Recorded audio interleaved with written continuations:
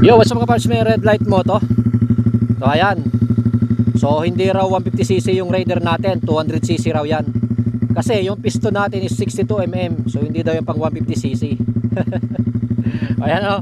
So yan palaging dahilan ng ibang mga 150cc kapag nasisibak ng Raider. Ay sabihin malaki yung piston. Pero hindi nila sinama sa pag-compute yung stroker ng ibang mga 150cc, which is very high ano. So masyadong mataas kumpara sa Raider na meron lang 48.8 na samantala yung sa mga ibang 150cc ay umaabot po siya ng 57 or 55 ganyan.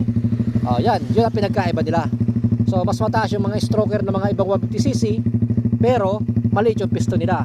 Kasi pag naglakas sila ng piston par, lalampas na sila ng 150cc. Diba? So yung sniper nga umabot na siya ng 155cc, diba? So yung ibang mga 150cc ganun rin.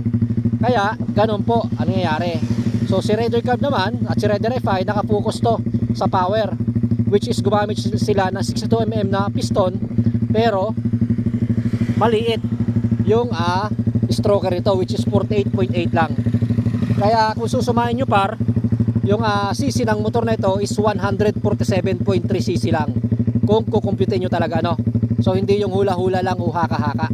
So hindi po magiging 200cc po si Raider Carb o si Raider FI kasi po maiksi po yung stroker ng mga Raider ano po kumpara sa ibang mga 150cc. Kaya imposible po, maliban na lang kung mag-upgrade ka or mag-stroker, gumamit ka ng stroker pin para tumaas yung stroker ng mga ganitong motor ano po. Well, malakas to si Raider Carb at si Raider FI kasi nga dual overhead cam, 4 valves, 6 speed, di ba? Kaya ganoon siya. Kaya kahit na maiksi yung stroker nito, malakas yung torque ng motor nito. Kaya nga palaging galit yung motor nito.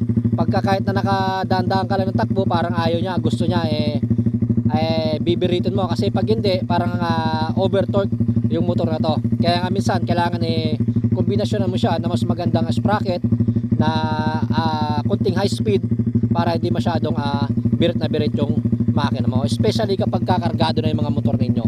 Pero pagka all stock, stay all stock or magbaba kayo ka mga isa o dalawang tit sa sprocket ninyo para hindi palaging birit yung motor ninyo.